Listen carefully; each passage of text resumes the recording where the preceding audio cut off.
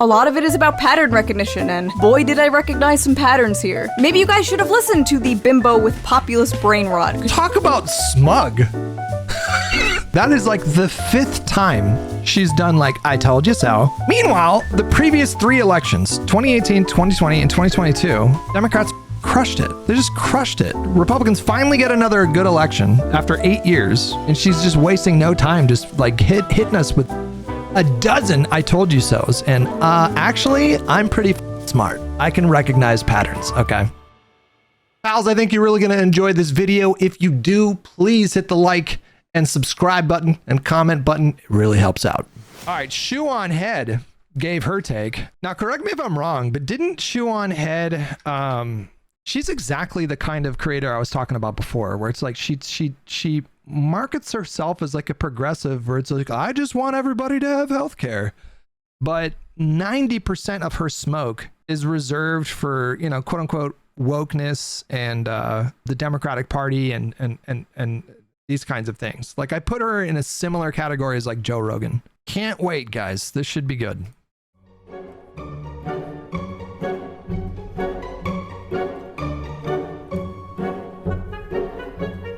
Election night in America, one of the most consequential elections in recent history.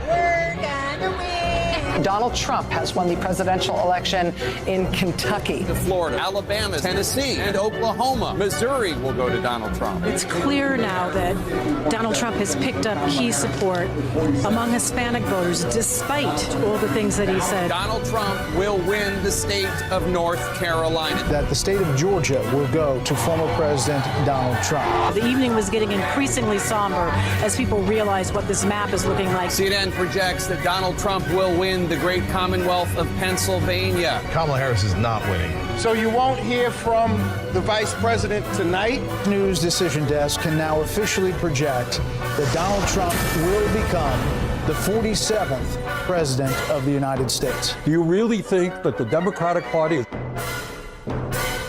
fighting for you? The overwhelming answer is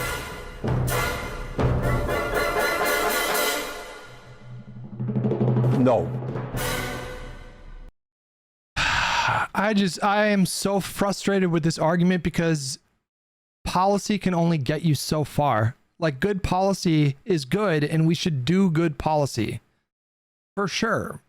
I don't think we should adopt Republican policies and just co-opt the conservative movement and just become a conservative party. I think we should pursue progressive policies. I think we should pursue policies that help working class people across this country, whatever the term working class means now, because it's so nebulous at this point. But policy can only get you so far.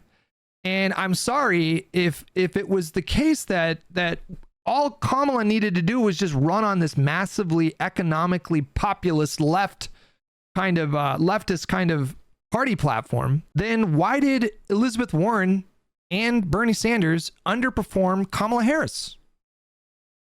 Why did they get less votes than her? Why did the whole country shift to the right, like by 6 or 7 points, minus the swing states?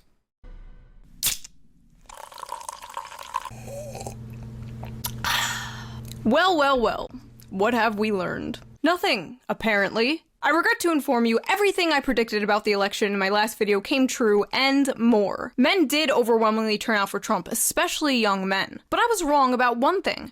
Young men weren't the only ones who came out in droves for Trump. Nearly everyone did. The madman took everything, every swing state, Pennsylvania, Georgia. My home state, New York, was closer to flipping red than Florida was to flipping blue. Turns out Dick Cheney as brat wasn't the best message to win over voters. Dems did so bad it really had me thinking, damn, did we steal that election? Dick Cheney was such a tiny sliver. The Dick Cheney, his involvement with this election was like one line from Kamala Harris off the cuff when somebody asked her about Dick Cheney saying that he was going to vote for her. And that was it. These people pretend like they were putting up posters with like Kamala hugging Dick Cheney with a text that says, listen, I just want to bomb Iran. You know, like why? Why are we pretending that this is the case here? So what happened here? How did it go so wrong? Is it too late for the Democratic Party, or can they turn this around? Will the Democrats learn from this? Too be clear, they said it was the end of the Democratic Party in 2001. Bush won. They said it was definitely the end of the Democratic Party in 2004 when Kerry lost. And then what happened in 2008? Instead of picking like a Southern Dixiecrat, instead of picking like a moderate like John Edwards, we nominated Barack Obama, who ran on this super progressive platform and won 2 terms. In 2016, it was the same discourse. Is this the end of the Democratic Party? Dems in disarray. Are they ever going to recover from this? It's the same discourse every single time. Or will they double down and get worse? In this video, I'm going to go through all the excuses and the copes the Democrats and the broader left are coming up with to avoid accountability. Is she even going to mention the fact that every incumbent party across the world was punished? Is she even going to, like, what are the odds, guys? How much do we want to bet? Is she even going to address that at all? This is the first time since World War II that every incumbent party lost seats in the elections after the epidemic. Read some silly tweets, watch some silly news clips, and even give the Democratic Party some advice on how to... No more bets. We're gonna do... If anyone wants to bet me $1,000, somebody would have made $1,000 if they would have bet me there too. Win 2028. Don't worry, Republicans watching this. They won't listen. Maybe in 2050, under the barren Trump monarchy, someone might come to their senses, but not anytime soon. If you only watched or read most mainstream liberal news, it really seemed like Kamala had this in the bag, which is why you should try to get your news from a variety of different sources. Oh, that... What? Okay, besides me, okay? Because I was definitely like, she's gonna win. She's definitely gonna win. But the mainstream media, who was out there saying that she was definitely going to win? Every mainstream, like, liberal media outlet that I was reading at the time was like, this is a close race. Anybody can win. All of them. Was Anderson Cooper up there saying she's definitely going to win? Was Rachel Maddow saying she's definitely going to... Like, literally everybody was saying, like, this is a close election. And that's the other thing she's missing as well. She's not even mentioning the fact, like, this was a close election. Once again, it was another really close election. That reminds me, before we dive into this election dissection, let's give a quick shout out to today's sponsor, a sponsor I've been working with for over 4 years now, Ground News. Ground News is a web in this video, and thank you. It certainly is not. Good morning. Let's get back to this election dissection, shall we? There's no point in saying good morning, because it certainly is not one. From blaming the American people to blaming Joe Rogan, the Democrats and the media are having a hard time coping with their loss, and who else am I supposed to... This logic that you can't blame voters for the outcome of elections is insane to me. There's no responsibility on the voters, like none whatsoever. Nobody wants to talk about that, but like, there's no agency with voters at all. Like, the American people saw what Donald Trump was selling. They liked what he was pitching more than Kamala by a marginal percentage. Slightly more of the electorate thought that he had a better message than she did. And we can't talk about the voters? We can't talk about the voters having agency here? I don't blame them. It was a pretty big loss. Embarrassing, quite frankly. Donald Trump overperformed in nearly every state, with basically every demographic, and the entire country seems to be shifting more red. Everyone was so sure dangerous, devious, dastardly Donald would never make his way back into the White House to steal. No, they weren't. No, they weren't. Sure. Every goddamn pollster, literally every pollster was like, yeah, it's coin flip. Democracy. And he did it. With democracy. Anyway, I got a lot of comments on my last video from new fans like, wait, you're... What did she just say? Did she just say the word that I thought she said? New what now? Left-wing and you hate the Democrats? Yeah, man, that's a pretty common thing. If you were shocked that I'm left-wing, maybe that's a sign you need to take a step back and evaluate some of the preconceived stereotypes you have of people. Not all of us are crazy blue-haired socialists, no. Some of us are crazy brown-haired socialists. But for those of you who are new here, hello, I am ShoeOnHead. If you ask the right wing, I am Stalin. If you ask the left wing, I am Hitler. Fiscally far left, culturally centrist, socially... But if you really must put me in a box, it's not that hard to pin me down. I'm vaguely anti-establishment, blah, blah, blah, blah, blah. That's all it is. It's just vaguely anti-establishment. It's a 4chan term, what she just said? Okay. a populist. Think Huey Long if he was a 5'3" Italian New Yorker woman who still did her hair and makeup like it was 2008. Put a pin in that Huey Long name, by the way. He's gonna come up later. I grew up in the 90s and the 2000s. My political awakening was jibjab.com. The first time I voted for Obama. I was ready for that hope and change. Instead, we got the crushing of Occupy. Did you see Woody and Taylor had an exceptionally aggro argument about politics on the most recent PKA? I did. I'm going to be going on PKA next week. I'm not even sure if I'm supposed to say that, but boy, do I have some fact checking to do. Taylor was going after Woody like super aggressively, telling Woody, you're in a bubble, you're inculcated, you need to expand your media consumption to include more right-wing sources. And then he hit Woody with a flurry of stories that I know for a fact he got from his inculcated right-wing circle. And all the stories are bullshit. Like every story he presented to Woody was bullshit. So we're going to be doing some fact checking in a couple weeks here. I voted for Obama. I was ready for that hope and change. Instead, we got the crushing of Occupy Wall Street and more drone strikes. And from there, it only got worse. I voted for Bernie in the primaries in The crushing of Occupy Wall Street? Obama crushed Occupy Wall Street? Wasn't it local, like cities that took their own steps? Did the federal government break up Occupy Wall Street encampments? The one in Los Angeles, they let them chill out in Los Angeles, and I visited it at the time. They let them chill at the city hall, and they made their own encampment for like 2 months. And then eventually LAPD came in and was like, okay, you gotta go. I don't know of Obama crushing Occupy protests. 2016, and I watched as the Democratic Party did everything in their power to destroy this man twice. So it is safe to say I am a little biased when it comes to the Democratic Party, but I don't think I've hated them more than I do right now. The truth is, my last video was way meaner and way harsher than the final product turned out to be. When I showed the video to my assistant, he basically had an intervention with me and he was like, listen, you need to soften this up a bit. It's a few days before the election. You went too hard. Well, the election is over. And I'm sorry, River, but I'm going hard. You idiots. You morons. You imbeciles. Kamala Harris? Really?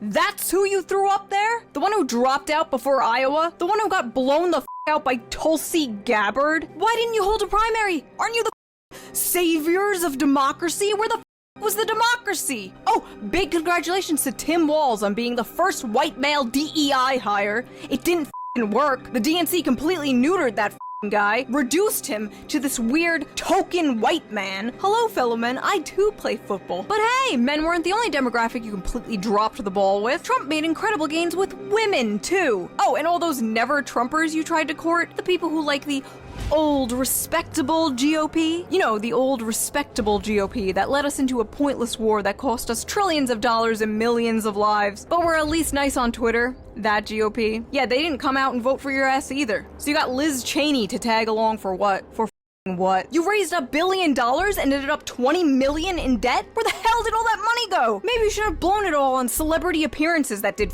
nothing. Or maybe it was spending 6 figures on a single-use set for the Call Her Daddy podcast that didn't even hit 1 million views. I want to see a full audit of this campaign, because I wouldn't be surprised if this was all like a big money laundering scheme, because honestly, that makes more sense than this being a legitimate presidential campaign. Then, they had the audacity to beg their supporters for money after she lost. How about you? How about every DNC consultant should have this map sewn onto the inside of their eyelids? May they never have a peaceful wink of sleep for the rest of their miserable lives. So that is how I feel about the whole situation. But what do Democrats and the media think? What do they think the Harris campaign did wrong? Why do they think Kamala lost? I think Harris ran a really good campaign. If there's one person I do not blame for this loss, it is Vice President Harris. This is gonna be a long video. The media this morning saying Dems need to have a reckoning. No, we don't. We can't be blamed because we expected Americans to be who they always claim they are. Democrats don't have a messaging problem. America has a racism problem. Kamala ran a flawless campaign in 100 days, and I refuse to let y'all gaslight me into believing anything other than that. She lost because she's a woman, and a black one at that. I mean, this really was an historic, flawlessly run campaign. Listen, I'm no political analyst, but... Did she just put up 2 random Twitter users? Do we know who those people are? Who were those people? I don't even know who those... I'm pretty sure they were just random people.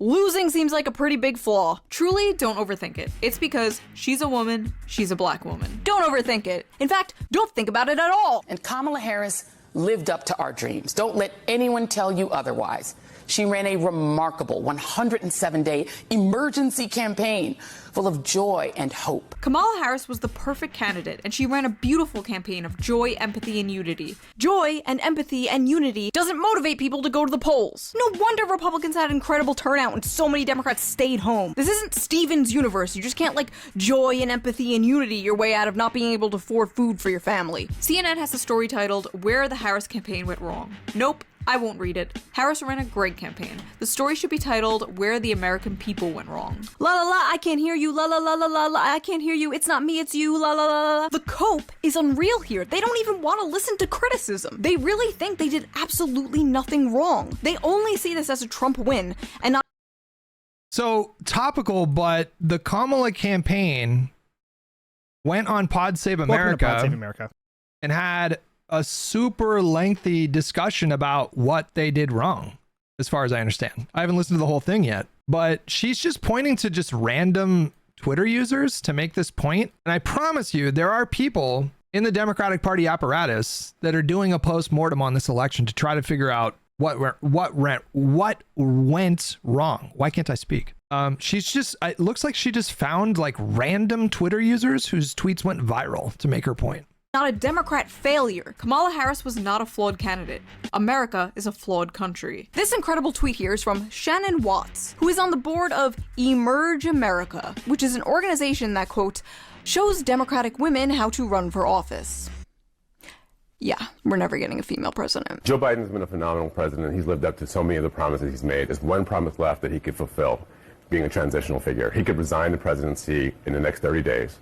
Make Kamala Harris the president of the United States. Whoa. It would absolve her. Wow. What the f is this Make-A-Wish president shit? Like she's a little kid who wants to play pretend. Oh, just let her for a few days. What? Please tell me we are not gonna get the first female president out of pity. Well done, America. You failed them both. The people cannot let politicians down. That's not how this works. As a politician, you are not owed anyone's vote. You have to earn it, and evidently she didn't earn it. We already went through this in 2016. Donald Trump beat both female candidates.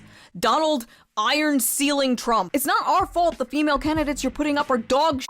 Give us some good female candidates and maybe people will vote for them. At this rate, the first female president is gonna be a Republican. Mark my words, it's bound to happen. And if it doesn't happen, this was a joke. One of the groups that showed up overwhelmingly for Trump was Latinos. One of the major stories of the results is the significant surge in support for Trump among Latino voters. Trump nearly erased the Democratic advantage in this group, narrowing the gap from 33 points to just 8. Democrats gonna build the wall 50 times higher after that one. We have to have a very, very uncomfortable conversation about Latino voters in this country. Me watching him deport the Latinos and the Arab Americans after they voted for him. And Cinco de Mayo. To all you Latinos that voted for Trump, I hope he mass deports you and your entire family. Whether you were here legally or not, you gotta go. I know for a fact that most Latinos for Trump have undocumented family members. So if you know of a Latino who voted for Trump, I urge you to call this number and report said family members. Donald Trump's strongest soldiers. Spiteful liberals. A district that's 97% Latino went 75 percentage points for Donald Trump. Why? Misogyny. It's on the border. It's the border misogyny. crisis is on their doorstep. And they were begging people to care about it for years. We need to take some less. That's what that was. Another demographic for people that overwhelmingly showed up to vote against Kamala were Muslims. In a Michigan-specific poll of 500... Hold on. What did she just say? We need to take some less. That's what that was. Another demographic for people that overwhelmingly showed up to vote against Kamala were Muslims. Can I get some exit polls on like the Muslim vote all over the country. I know how it turned out in Dearborn. Most Muslim Americans did not vote for either of the two major presidential candidates in the 2024 election, new polling finds. Instead, a majority of Muslims, 53%, cast their ballots for Green Party candidate Jill Stein, according to a poll for the Council of American Islamic Relations, an advocacy organization. Meanwhile, 21% voted for President-elect Donald Trump, 20% voted for Kamala Harris. Man, I just have a hard time with that. Is that true? Either which way, the way that she just said this, like, hold on. In a Michigan, begging people to care about it for years. We need to take some less. That's what that was. Another demographic for people that overwhelmingly showed up to vote against Kamala were I guess technically she's true. Or she's being right there. Muslims. In a Michigan-specific poll of 502 registered Muslim voters, Anyways. Stein got 59% support, followed by Trump at 22%, and Harris with a tiny 14% of the vote. The results show significant backlash to the Biden administration's handling of Israel's brutal war in Gaza, which has killed at least 43,508 Palestinians, including more than 16,765 children, as well as how the Harris campaign chose to tackle the issue. So how exactly did they tackle that issue? Why, sending that old pervert freak Bill Clinton up to Michigan to talk down to Muslims about Palestine. I understand why young Palestinian and Arab Americans in Michigan think too many people have died. I get that. But Muslims really said, we hate you more than the guy that talked about a Muslim ban. Just a side note, look at this fucking guy. It's like he hasn't had his daily dose of adrenochrome in a week. Someone get this man a fresh child stat. Muslims, Latinos, who else are we gonna blame? Ah yes, women. Yes, Trump improved with young men, but he drew in young women too. Wow, look at that.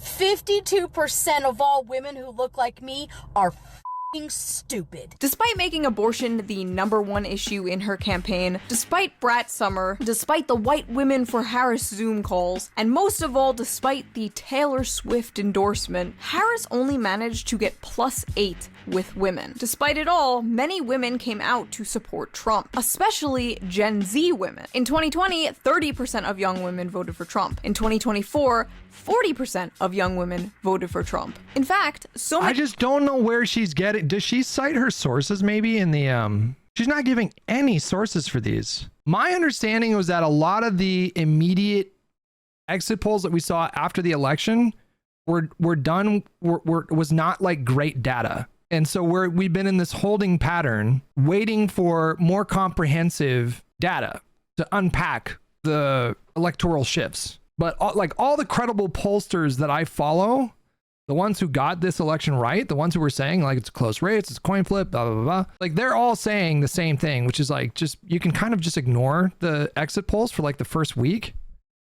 It's possible that Gen Z women did swing for Trump in a way that they hadn't before. I just don't know what, like, she's not citing any of these sources. Many women voted for him that women on TikTok started wearing blue bracelets to signal to other women that they were one of the good ones who didn't vote for Trump. Swifties, I'm buying as many blue beads and blue hearts as I can, and I'm gonna make bracelets so we know who we can trust. Yeah. Anyway, some young women in response to Trump's victory are starting to get into the 4B movement. A movement started in South Korea. Basically MGTOW for women. Women giving up on dating men, having sex with men, having babies, marriage, whatever.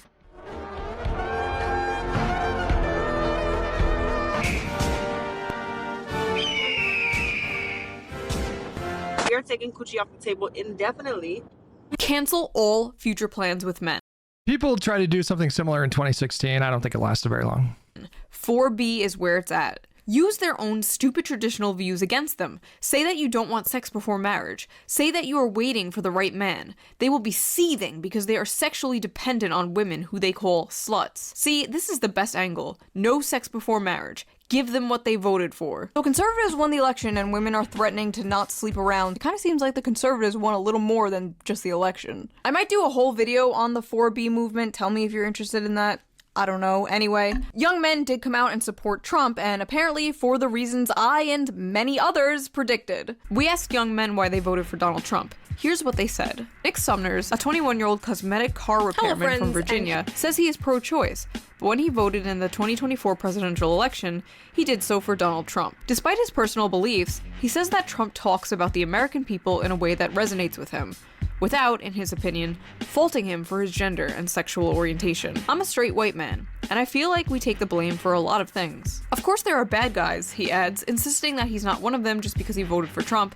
But what appealed to him about Donald Trump was that his campaign was not coming after us. He was highlighting the American people, which we are. It doesn't matter what color you are, what you may identify as. Since I wasn't excluded, I resonated with it. When you tell a young white guy, hey, you're an oppressor, and because you're white, you have privileges that your black and Hispanic peers didn't have, and you're inherently at fault, or you're guilty for that, which is what a lot of the left wings or Democrats are saying. We're not racist, we're not misogynistic, we're just normal people, and we are friends with everyone. We're tired of hearing a lot of this BS from a lot on the far left. I feel like there's this cultural frustration that young men have that they're not allowed to be young men. I hope the male loneliness epidemic eats you MAGA scum alive. I hope you feel a hole in your soul and feel unloved until your dying day. I hope you rot in your deathbed, wondering why women looked at you like you had rabies your whole life as your eyes closed for the last time.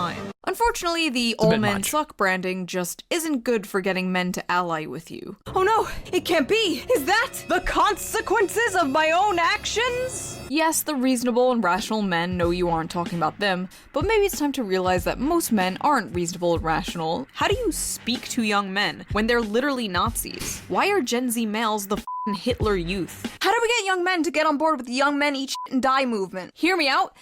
Maybe not calling them Hitler Youth? After the election, a YouTuber I am subscribed to uploaded a video called How the Right is Winning Young Men, and I was excited to see his take. But then it comes time to talk about men's issues, and this is how he did it. But this is the part where I want to enter the male loneliness epidemic. I know. We're all tired of hearing. The entire idea of the male loneliness epidemic is it's this idea that really centers men and men's feelings. The premise is of quite a flawed premise to begin with. I agree. I also, I have such mixed feelings about this. I do.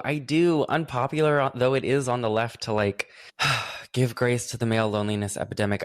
I have mixed feelings about it. I'm picking my words carefully so the leftists don't murder me. Like, don't rake me over the coals for this. But I think that I understand as much as I can understand a heterosexual man. Yeah, I think we found the answer to the video title. Oh, I have to pick my words carefully so my own movement doesn't attack me for caring about men's issues.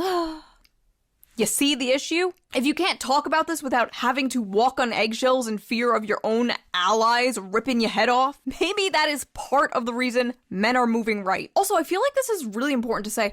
I don't think all these men are moving right. I think just a lot of them hate the Democratic Party and feel alienated from the left. So what was the overwhelming takeaway from the Democrats? What are the solutions that people like ShoeOnHead present in order to address the male loneliness epidemic? What solutions does she actually present? Does anybody know? Besides, don't call them Hitler and don't be woke or whatever. What's their solution? And is there any responsibility on the young men to step outside of their comfort zone, to ask for feedback, to socially mature, is there any responsibility placed on them to spend less time on inside, to spend less time on social media, to spend less time, dare I say, playing video games, and to spend more time actually, cultivating social skills, like these kinds of things that can help you out later on. I was really fortunate. I was the baby boy and I had 4 older sisters, so my home was packed with women my whole sort of upbringing,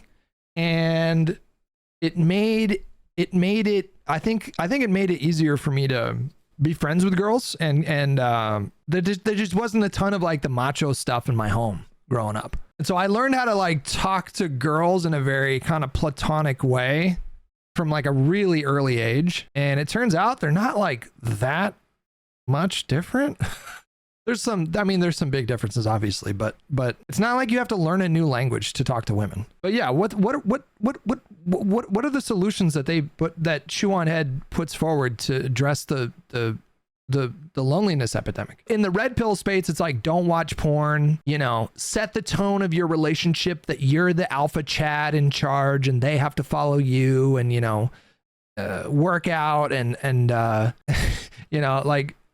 And then Jordan Peterson, what advice do they give to young men in order to connect with women to alleviate this loneliness, to alleviate this disconnect? Is there any responsibility placed on the men whatsoever?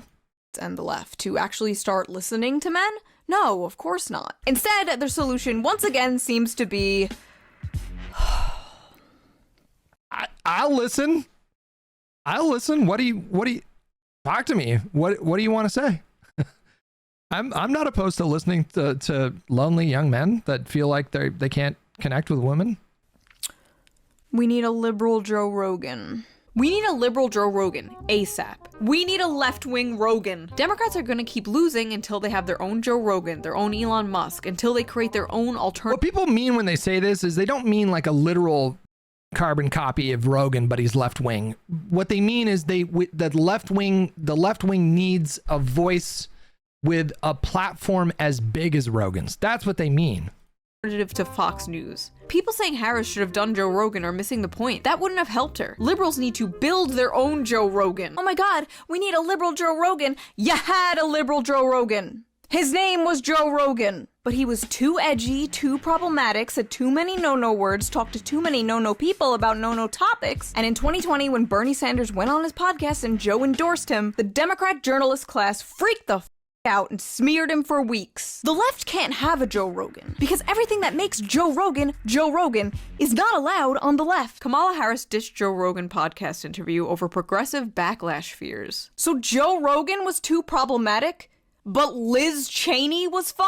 Listen, you don't need a leftist Joe Rogan or liberal Joe Rogan. You just need leftists and liberals to go on Joe Rogan. And that means not giving a shit about being canceled by your own. There was reporting that members of Kamala's, that the reason why Kamala didn't go on Rogan was because her own staff, she feared progressive backlash from her own staff.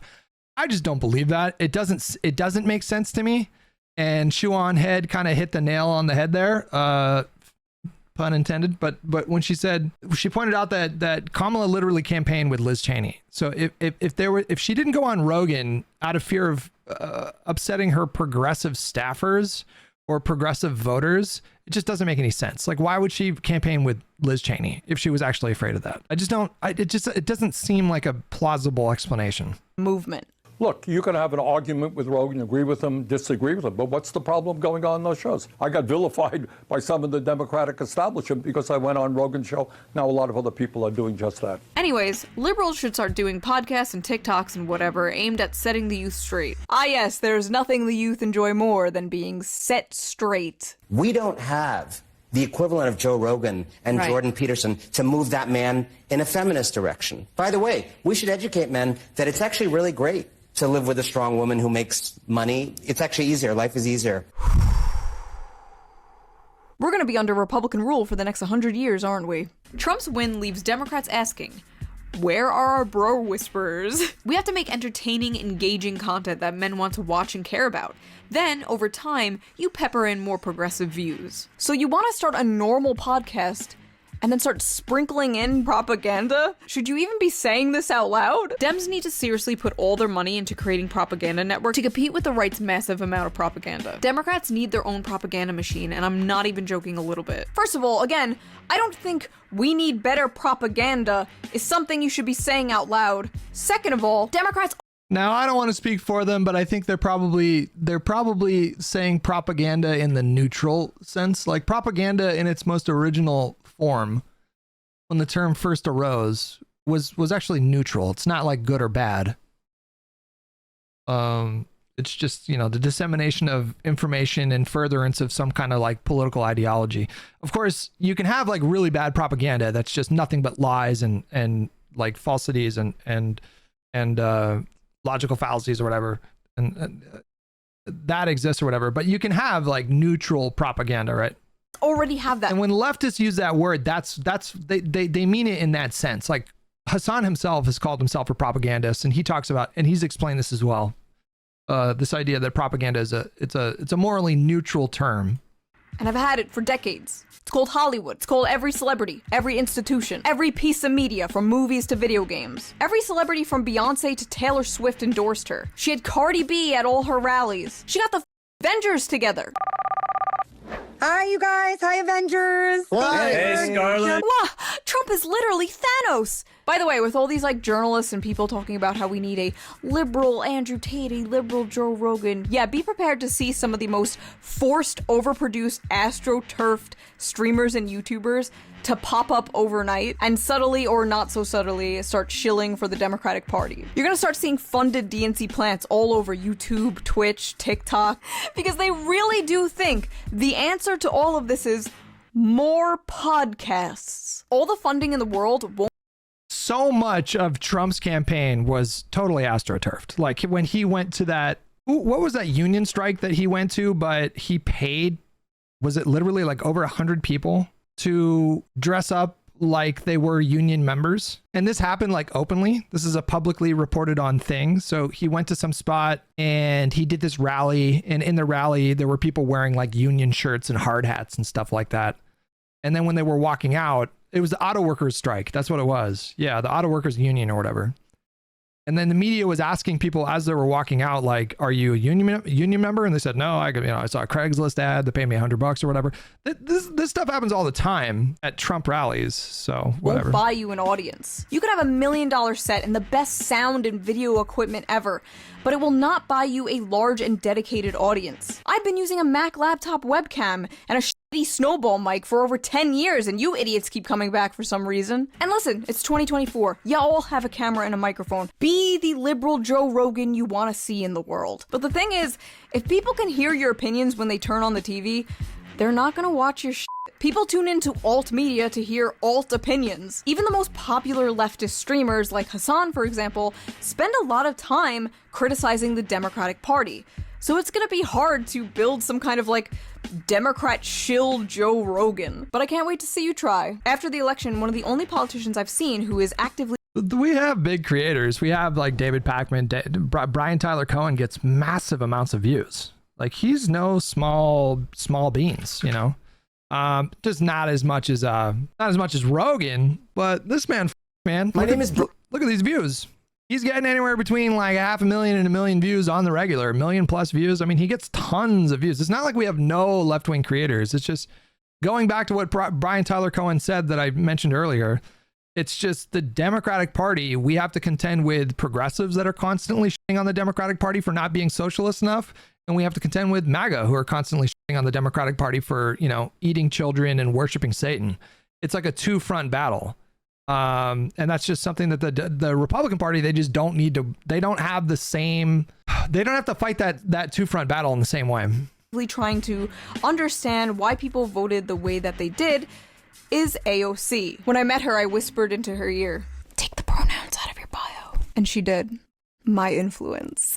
Anyway, after the election, AOC found out that a ton of people voted for her down ballot, but also voted for Trump for president on the same ticket. Curious, she took to her Instagram to ask people why they did that. And these were some of their answers. "I feel like Trump and you are both real. It's real simple. Trump and you care for the working class. But also you signified change. Trump signified change. I've said lately, Trump sounds more like you. Loved ones say you're both straightforward and challenging corruption and broken government. Because it's different." Look, to be clear, these people's political leanings or their political ideologies are totally incoherent.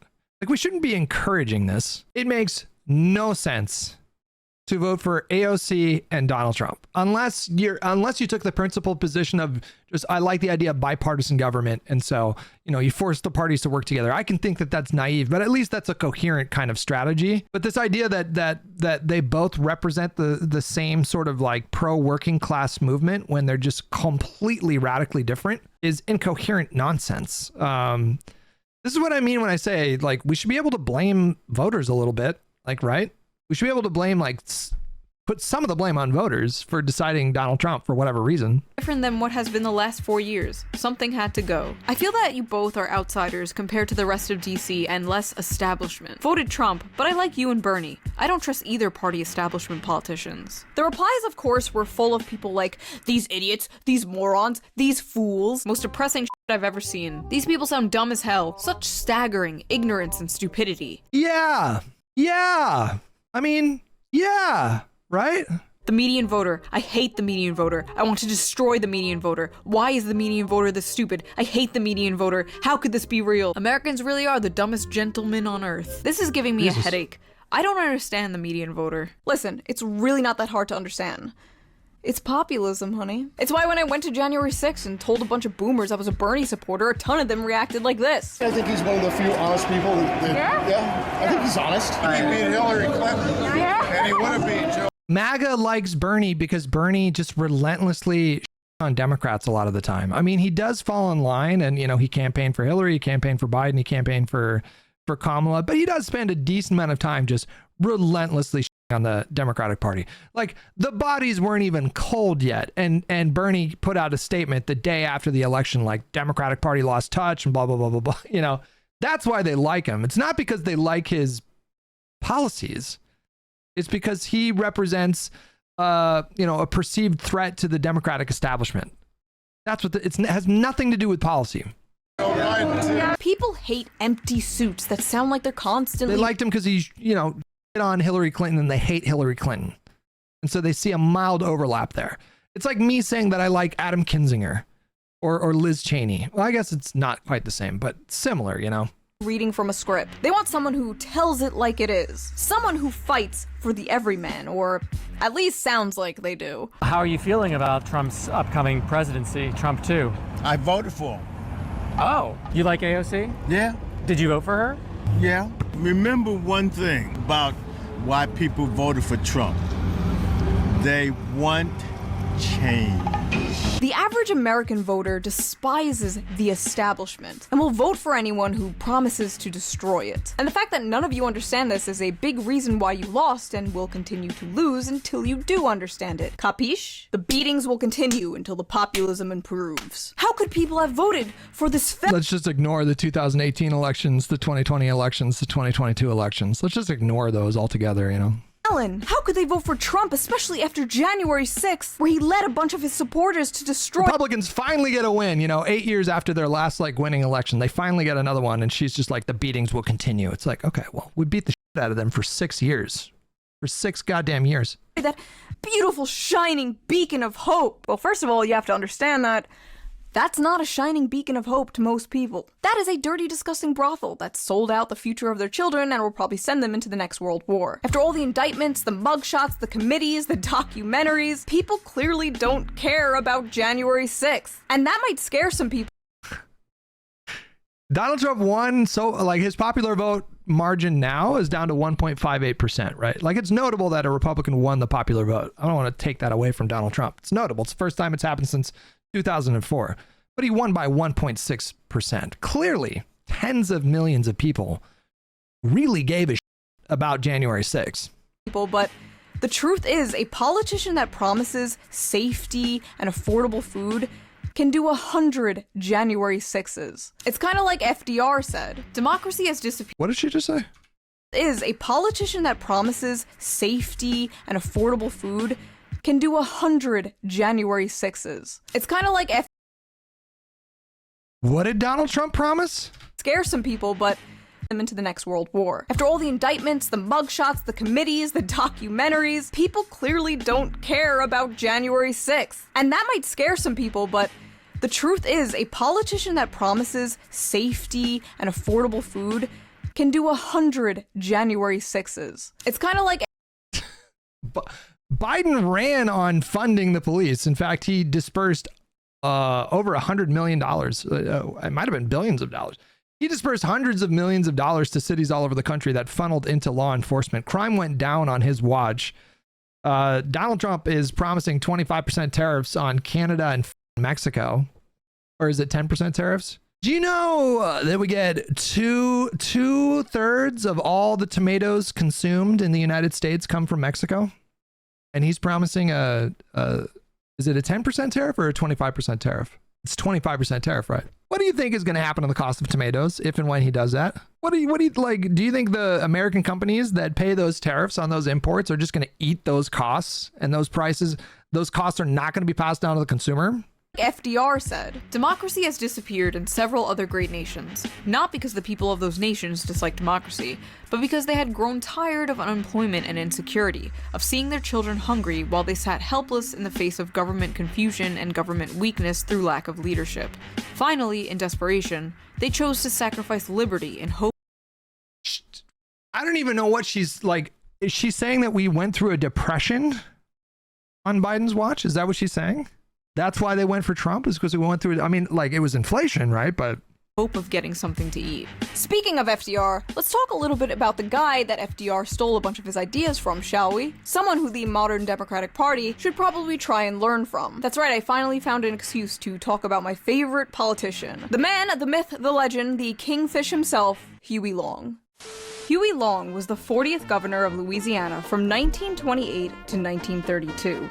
He was a populist member of the Democratic Party and rose to national prominence during the Great Depression. He took on big oil and Wall Street and drastically helped lift Louisiana out of poverty. Long had many supporters and haters, and to this day is celebrated as a populist champion of the people, and at the same time, denounced as a fascist demagogue. To give you a better idea of who Huey was, here are some quotes from the man himself. Corrupted by wealth and power, your government is like a restaurant with only one dish. They've got a set of Republican waiters on one side and a set of Democratic waiters on the other. But no matter which set of waiters brings you the dish, the legislative grub is all prepared in the same Wall Street kitchen. The only difference I ever found between the Democratic leadership and the Republican leadership is that one of them is skinning you from the ankle up and the other from the ear down. But Huey Long wasn't some enlightened centrist, no. The man firmly had a side, and that side was the people. I'm for the poor man, all poor men, black and white. They all gotta have a chance. They gotta have a home, a job, a decent education for their children. Every man a king. That's my slogan. When asked if he cared about the bad press he got, Huey replied, "All I care about is what the boys at the forks of the creek think of me." And when Big Oil threatened to leave Louisiana, he said, "If they gotta leave, they can go to hell and stay there." They don't make politicians like this anymore. Politicians used to be like mob bosses. Now they go on Call Her Daddy podcasts. Sad. Huey had many powerful enemies, and because of this, he was assassinated in 1935. His last words were allegedly, "God, don't let me die. I have so much to do." There's a lot of talk online right now about how we need a Joe Rogan for the left and Andrew Tate for the left, but there's also talk about how we need a Donald Trump for the left, and well, Huey Long was exactly that. And to be completely honest, I don't think you people could handle a Donald Trump for the left. You couldn't even handle Bernie Sanders. You called him a sexist and a racist and did everything in your power to crush him and keep him down. But unlike Bernie, Huey Long wouldn't just lay down and take it. Huey Long would scare the remember, progressivism can only be failed. It cannot fail. So the fact that Bernie Sanders lost the two primary contests, or the two primaries in 2016 and 2020, it's because some outside force prevented him from winning. It's not because, you know, black voters in South Carolina overwhelmingly preferred Joe Biden to Bernie Sanders. You know, that wasn't his fault, right? That was the establishment's fault, right? out of the modern Democratic Party. But if there's anyone they need to take a lesson from, it's him. Alright, time to get out of this costume. I feel like an old hooer. It should come as no great surprise that the Democratic Party, which has abandoned working class people, would find that the working class had abandoned them, Bernie Sanders said in a statement about the results of Tuesday's election. While the Democratic leadership defends the status quo, the American people are angry and want change, and they're right. Will the big money interest and well-paid consultants who control the Democratic Party learn any real lessons from this disastrous campaign? Will they understand the pain and political alienation that tens of millions of Americans are experiencing? Do they have any ideas as to how we can take on the... All in all, Long faced 19 allegations. They included bribing lawmakers to get bills passed, carrying a concealed weapon, demolishing the previous governor's mansion without legislative authorization, and attending a drunken party where a stripper was present. He's also accused of trying to arrange the murder of State Representative Jared Sanders Jr., the son of the former governor, who had grappled with Long in the lobby of the Roosevelt Hotel in New Orleans. On this day in 1929, the Louisiana House of Representatives voted to impeach Governor Huey Long on charges ranging from misuse of state funds to bribery and blasphemy. Long avoided conviction in the Senate and went on to swing back hard against his political opponents. I used to try to get things done by saying, please, he later told reporters. Now I dynamite them out of my path. Long had a special legislative session to enact an occupational license tax of 5 cents a barrel of unrefined oil to finance his welfare programs. The state's oil interests enlisted Cecil Morgan, a 30-year-old freshman representative from Shreveport, who later became general counsel of Standard Oil Company, to spearhead the impeachment proceedings. The oil lobby went after him. Was he actually corrupt? Did he bribe? I'll have to look into this. The increasingly powerful oligarchy, which has so much economic power? Probably not. All the groups that Sanders originally courted, young people, Latinos, the working class, are gone. And I don't know if they're coming back. Maybe this is a one-time thing, maybe it's just because of Trump or inflation, or maybe the meme is coming true. Maybe Republicans are the... I don't think the issue was billionaires. I don't think that was the issue. I don't think the median voter was like, oh, there's too many billionaires supporting Democrats. Donald Trump campaigned with goddamn Elon Musk, literally the richest man in the world, who spent over $100 million of his own money and funneled it through a PAC to help Donald Trump win. I don't think it was the billionaires. I don't think that's what's happening here. New party of the working class. Democrats' working class exodus sets off reckoning within party. Democrats, who have long prided themselves as the party for the little guy, instead strengthened their emerging base of financially secure college graduates this election, while a growing number of blue-collar voters... What is this quote from? What is she even talking about? Biden was the most economically populist president of my lifetime. Democrats, who have long prided themselves as the party for the little guy, instead strengthened their emerging base of financially secure college graduates this election. Just ignoring that he bailed out the Teamsters pension fund and ignoring that he halved childhood poverty with the child tax credit. Ignoring the fact that he did the largest investment in the American people with the ARP. It was the largest domestic stimulus program literally ever. He was objectively the most pro-union president that we've had in my lifetime. He appointed a wildly pro-union head of the NLRB who did a lot of good shit, who strengthened unions through those rules. Biden pursued legislation that led to a tremendous boon in manufacturing jobs. These are union-paying jobs. Like, what president in modern history did more economically populist programs than Joe Biden? Anyone? The answer is none. Not Reagan, not Bush Sr., not Clinton, definitely not Clinton, not Bush, not Obama, not Trump. It was Brandon. It was dark mother Brandon. So I don't know what this article is from. It's true that he did forgive student loan debt for 4 to 5 million people, but he did a lot of other things that directly benefited the American working class in this country. And it didn't matter because policy can only get you so far. It can only get you so far. You can do all kinds of good policy. I mean, Obama with the ACA, that was a big deal, but you can do all kinds of good policies, but it doesn't matter at the end of the day if people experience 9% inflation and, eggs cost a little bit more at the grocery store and they're stretching their paychecks a little bit more, largely due to factors outside of Biden's control. It doesn't matter if you do all those policies. Someone like Donald Trump can come in and whip people into a frenzy about immigrants and blah, blah, blah, blah, blah. It's just policy is not enough. It has never been enough and it never will be enough.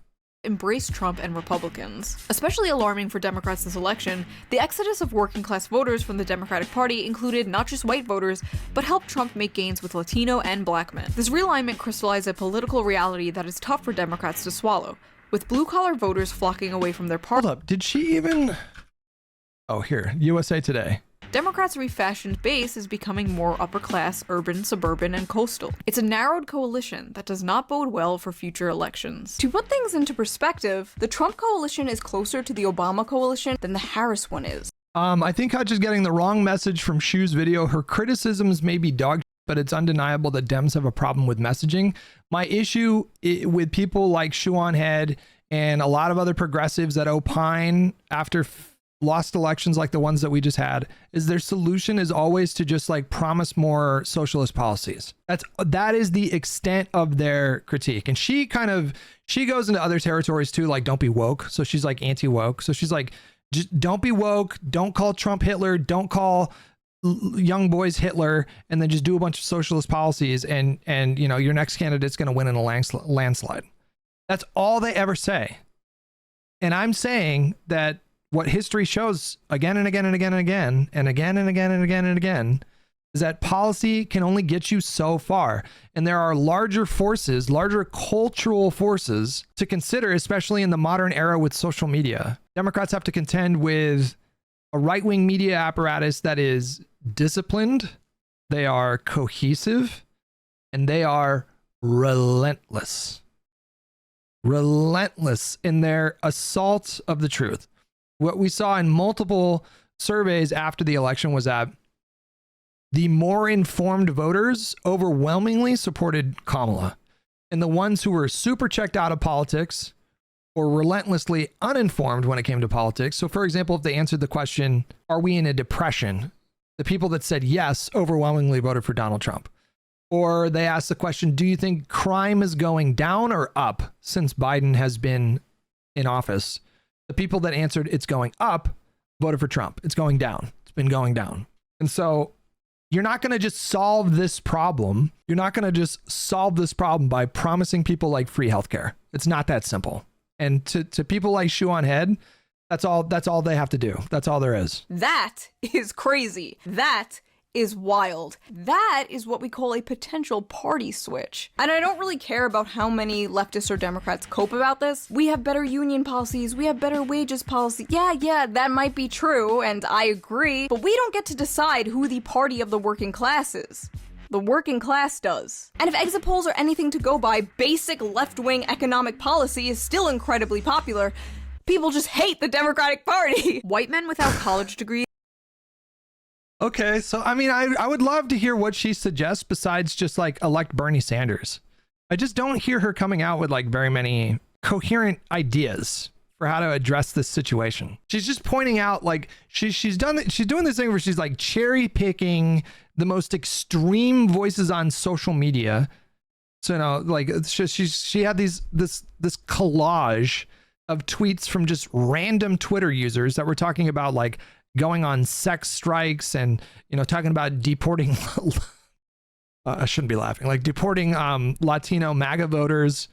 And then she's just like, those are the Democrats. And so she's picking at the most extreme reactions and saying like, okay, well, you wonder why you lost. And it's like, the Democratic Party was not running on any kind of like insanity like what you're seeing on Twitter. And she's making my point for me right here. Like, it is true that when you phrase certain questions, you know, like, should the government be responsible for providing healthcare to everybody?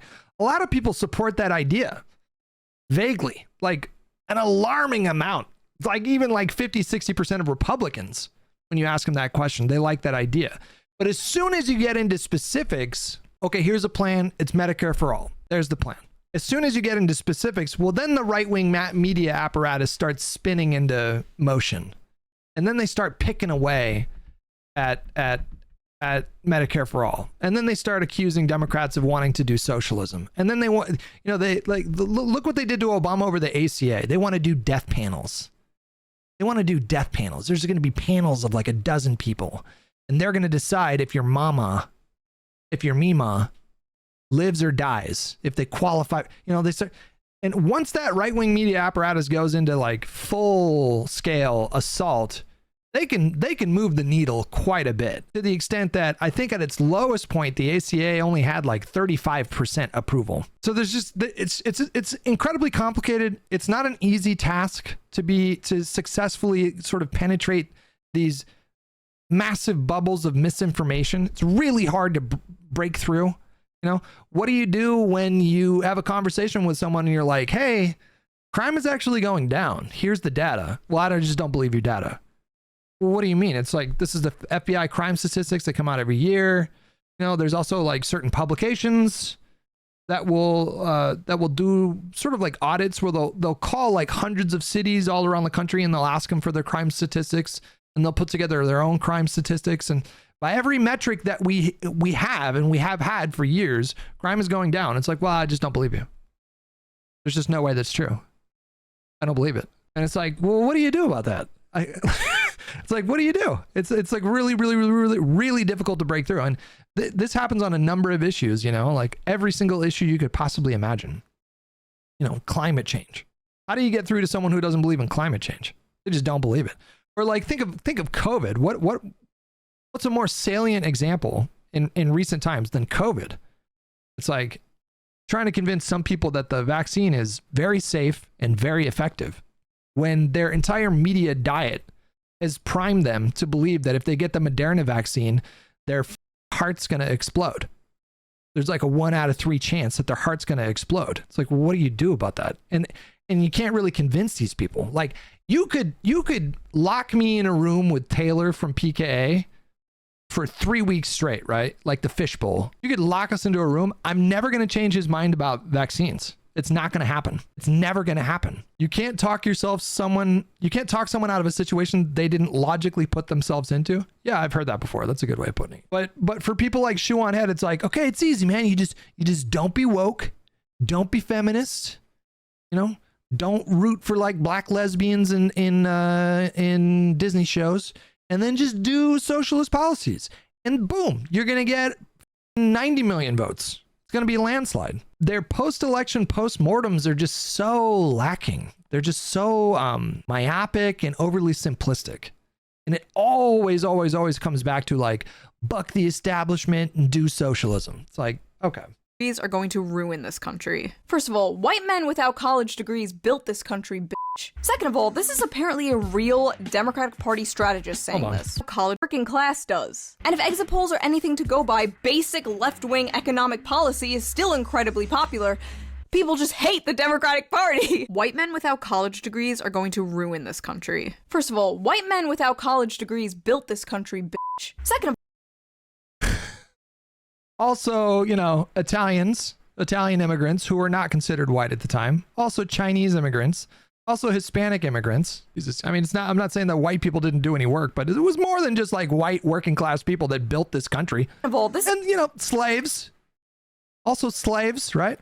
This is apparently a real Democratic... Were Irish people considered white? I don't think it was a joke. Was it a Party joke? Strategist saying that without college degrees are going to ruin this country. First of all, white men without college degrees built this country, bitch. Second of all, this is apparently a real... I don't think she's joking. Am I having an autistic moment here that I just can't detect sarcasm? I feel like that's not a joke. Hate the Democratic Party. White men without college degrees are going to ruin this country. First of all, white men without college degrees built this country, bitch. Second of all, this is apparently a real Democratic Party strategist saying this. You want to know how to win 2028? Step 1. Stop listening to freaks like this. The election, if having a degree was a requirement to vote. And this is what the election would look like if everyone was allowed to vote. Oh, wait. What? Step 1. Stop listening to freaks like this. The election, if having a degree was a requirement to vote. So, in defense of Basil, this wasn't Basil saying like, ugh, we should only have college graduates vote, or ugh, I just hate people without college degrees. Ugh. It was literally just a visualization of the demographics. And I'm pretty sure Basil like followed up, said that they weren't making any kind of like moral claims about the election. They were just doing a visualization of what the map would look like if only certain groups voted. That's all it was. Oh, wait. That's this election. I too hate democracy. And I think Bernie Sanders is wrong. I think the more relevant... Basil wasn't saying that they hate democracy. That's not what they were saying. Question actually is, what is wrong with America? Democrats have a smug problem. The day after the election, an NBC News chart circulated on Instagram that highlighting exit poll data showing that the more education you had, the more likely you would vote for Vice President Kamala Harris over President-elect Donald Trump. Some liberals used the occasion to look down upon the icky dummies who were too stupid to know they shouldn't vote for Trump. Yet Trump's victory was both definitive and diverse. He won broad swaths of the electorate, making significant gains in New York and California, and winning over larger percentages of Latino voters and young voters than in 2020. He also won a majority of first-time voters. Large factions of the left condescendingly believe that dumb people are the reason Trump won in 2016 and won again in 2024, and that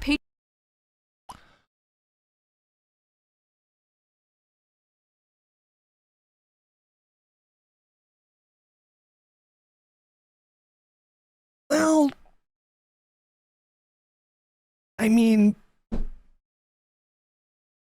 you know, yeah. Yes, fine. I'll say it. It's snobby. It's elitist. It's true, though.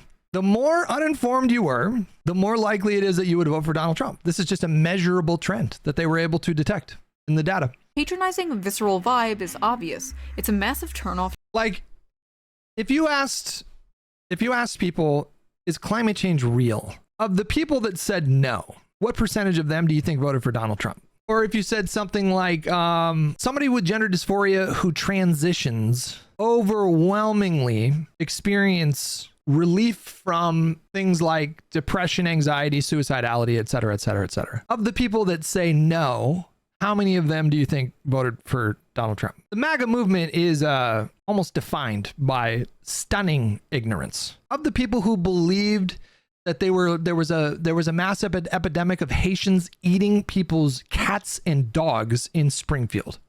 Of the people who believe that actually happened, how many of them do you think voted for Donald Trump? Of the people who think that the vaccine is dangerous, it's dangerous. It's like you're really rolling the dice. 20%, 30% chance you're going to drop dead. It's going to give you heart problems. Of those people, how many of them do you think voted for Donald Trump? And on and on and on and on. Or we'll use Destiny's example.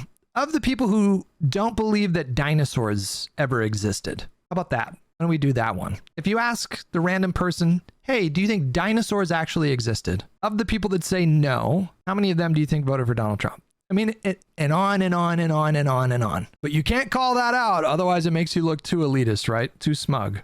To many other voters. It is a mountain smug Democrats have to overcome if they want to reconnect with voters. Once, the coastal liberal establishment had an air of open-mindedness, but now these elites have evolved into the provincial, narrow-minded scolds they once critiqued. All their education has narrowed their worldview. Their credentialism has built themselves a bubble in which because when I think of open-mindedness, I think of the conservative project in America. Boy, oh boy. Boy, oh boy. Those conservatives, those MAGA people, some of the most open-minded people you'll ever meet. To hide from reality. The contempt many liberals and some leftists have for the working class has never been more on display than it is right now. Even coming from some leftist YouTubers I watch that I don't have contempt for working class people. My contempt is not specific to, like, factory workers or whatever. My contempt is specific to people that are wildly uninformed, wildly misinformed, and too goddamn lazy or ideologically entrenched to challenge their preconceived notions of the world. It's laziness. That's what I have contempt for. It's laziness. People just don't bother to inform themselves. Or when they do inform themselves, they use the most idiotic sources you could possibly imagine. And they don't make any attempt to, like, challenge those sources. Like, when Tim Pool said this one thing over here, like, let me look into that real quick. They just accept face value, and it drives me insane. Like, whenever you hear any kind of claim, like, the first thing you should do is go online, look up the claim, and then look at, like, what all kinds of various sources are saying about the claim. That's how you can, like, distill the truth, right? And it doesn't take a lot to do that. Before, like, listen, 25, 30 years ago, in order to do that, you had to go to the fucking library, okay? So I grant way more leeway to people who were uninformed in the 90s.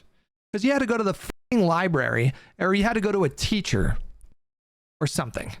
Or you had to find some expert or whatever. It wasn't easy to just fact check the stuff that pundits and politicians were saying.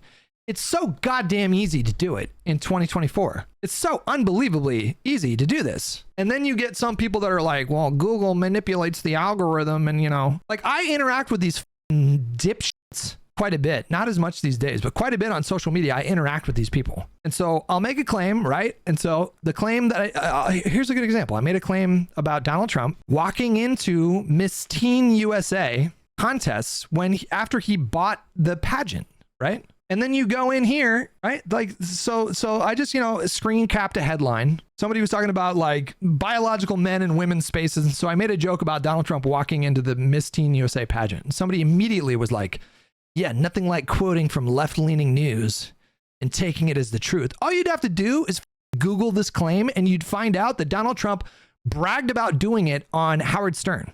He openly discussed, like, yeah, I used to walk into the changing rooms and nobody said no because I own the pageant and they just let me do it. And so that was cool. I got to see like naked, beautiful naked women. He admitted to doing it on Howard Stern. And so like that person, before they responded to me, they could have just looked up the claim. They could have just looked it up. They could have just said like, okay, you know, I don't know if I believe that. Let me look it up. Donald Trump changing room, blah, blah. And you'd find that several women that were former contestants in his pageants said, yeah, he used to just come in and walk around. And then it came out that he was doing it to Miss Teen USA. He was doing it to underage girls. He was walking into underage girls' dressing rooms. And then you find out that he admitted to doing this. It's just lazy. Like, all you'd have to do is just Google it, or I don't care, Bing, find whatever search engine you feel comfortable with. Just use that one, okay? It doesn't have to be Google. Just find any search engine and fact check just for once in your lives, you know? Just look into this shit. It's not difficult. Like, there is a lot of disinformation out there. There's a lot of people that are lying. There's a lot of people that have an agenda. There's a lot of people that obfuscate. That's true. That's true. But anybody with a search engine, and that's anybody with a phone, anybody with a phone can take 3 minutes to look into these things, and they don't do it. So, you know, whether that person is working class or not, it doesn't matter. You know, like if somebody's working class and they do that kind of shit, then yeah, I have contempt for you. It has nothing to do with you being working class. It has to do everything to do with you being intellectually lazy. It just blows my mind. I know better and spend a lot of their time trying to bring people to the left. Your college degree does not make you any smarter than a working class person without a college degree. And more importantly, don't talk down to a vast majority of the population, because despite how badly you This just blows my mind. This is insane. Because what do right-wing provocateurs and pundits and now politicians, mainstream politicians, Marjorie Taylor Greene, Matt Gaetz, Ted Cruz, Josh Hawley, Donald Trump, J.D. Vance, these people openly speak about liberals in this country as though we are the actual Antichrist. They make outrageous claims about like the median Democratic voter. Donald Trump talks about people like me and describes people like me. I am not a leftist. I am not a communist. I'm a liberal. And he talks about people like me as though I am a fascist. I am a communist. They do that constantly. And yet there's all this crowing about like the liberal elite, like talking down to the working class. Do you hear the that Donald Trump says about the median Democratic voter? Like, I'm the enemy within, and you want to clutch your pearls because people are pissed at low info voters in this country? Give me a break. You want to believe it, they are not stupid. They are the people who grow your food, build your houses, pave your roads, fix the plumbing in your luxury. Ah, yes. ShoeOnHead, real salt of the earth. Real in touch with the working man in this country. She's like channeling Huey Long here. You know, she's being the populist that she wants to see in the world here, right? Apartments. And guess what? There are more of them than they are of you. So maybe you people should start listening to them instead of wagging your finger in their faces as if disagreeing with you is some moral failing, because it's not. These people aren't all I would racist. appreciate it if you stopped screaming in my ear, please, and thank you. Okay. I can look into it. Nazis or whatever. They are normal people. They are the proletariat. They're who you should be fighting for. And they don't believe you are fighting for them. More importantly, there is a difference between being educated. Well, we're about to find out, right? We're about to get 4 years of Trump, and you know, let's see what he does for working class people in this country. I'm open-minded, right? I'm open-minded, right? Let's see what he does. If he does the 25% tariffs on Canadian imports, by the way, we get a load of oil from Canada as well. If he does 25% tariffs on Mexican imports, and working class people have to pay, you know, $3.50 per carat or whatever, let's see. You know, we'll see, right? They wanted Trump, and I'm not saying like I don't want this to happen, right? Like I don't want people to suffer, but this is the reality. I mean, we got four more years of Donald Trump, and he's going to do what he does, and we're just going to see what happens, right? And being smart. IQ isn't just about how many books you read or how many words you know. A lot of it is about pattern recognition, and boy, did I recognize some patterns here. Maybe you guys should have listened to the bimbo with populist brain rot. Talk about smug. Talk about smug. That is like the 5th time she's done like, I told you so. I told you so. Meanwhile, you know, the previous 3 elections, 2018, 2020, and 2022, Democrats crushed it. They just crushed it. And then Republicans finally get another good election after 8 years. 8 years was the last time they had a good election. They finally get another good election. And she's just wasting no time, just like hitting us with a dozen I told you so's. And actually, I'm pretty smart. I can recognize patterns. Okay. She seemed to be right. I called this. Wants to win another election, they need to start understanding the importance of populism. Drop the divisive identity politics and focus on the bread and butter issues, or you are doomed. Become the party of Huey Long again, or you are doomed. But you know what? Maybe you're not doomed. Because if Trump fails to deliver on his promises, or we get like George Bush 3, it's totally possible that the populism vacuum will be open again. Will the Democrats take advantage of this and actually put up a good candidate? No. They're gonna put up like Pete Buttigieg or Gavin Newsom, and the populism vacuum will be filled by people like my Twitter mutual and soon-to-be Vice President of the United States, J.D. Vance. That is still so weird. What do I do with this power? Hey, J.D. best buddy, I have an idea. It's called Patriot Care, and it's healthcare, but our tax dollars go to it instead of bombs. Doesn't that sound cool? If you can't beat him, join him. The fact is, this election was a complete rejection of the liberal ideology. Or it was just because of inflation and people want to afford eggs again. Yeah! Yes, literally, yes. When Reagan won, it was the end of liberalism. When Bush W won, it was the end of liberalism. When Trump won, it was the end of liberalism. It's not that goddamn complicated, okay? We had an economic downturn. They blamed Biden. She inherited the blame. That's what happened. It wasn't identity politics. It wasn't Liz Cheney. It was inflation. It was inflation. It was inflation. It was inflation. It was inflation. Yeah, it was probably that. It just kind of sucks to see the party you voted for your whole life, the party you grew up with, just get worse and worse over time. After this, the Democrats are gonna move right in the dumbest ways. They're gonna become like the new neocons, but gay. Right. I think they will too. And one of the reasons why they're gonna do that is because they know people like you are not a reliable voter. You're not. Again, Joe Biden passed the most economically populist policies of my lifetime. Real, substantial, tangible things occurred on his watch that benefited working class people all over the country. And people like her didn't give a f. She's a very difficult to get voter. She's not a very gettable voter. And so, yes, they will probably pivot to the median. They will probably pivot to the center. And who could blame them? What do you expect them to do? What do you expect them to do? Seriously, just veer hard left? Like, why? Like, how do we know that you guys are a reliable voting bloc? You're not.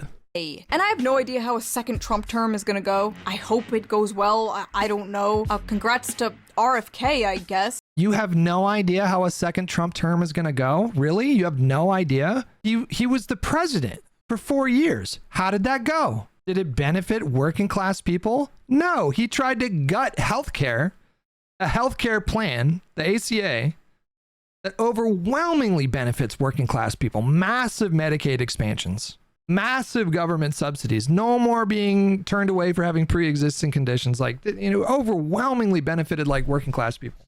Trump tried to that was the first thing he tried to do, is get rid of it. The first thing he tried to do. Did you see the relative importance poll that was done though for people not voting for Kamala? Inflation was number 1, but immigration was number 2 and cultural issues number 3. I just don't think that the cultural issues like trans stuff, I think those issues become more salient when you have a bad economy. It's just easier to get people on your side about like the transes, they're trying to trans the kids. It's easier to convince people that that stuff is happening when people are stretched beyond their means. I'll see you guys in the Adderall labor camps, otherwise known as the concentration camps. Get it? Okay. Anyway, so that is enough of my yapping. Now I want to hear you.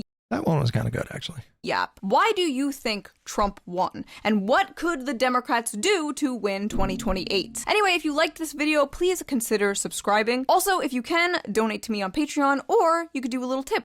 I went in with low expectations. Trump for drawing. And yeah, that's pretty accurate.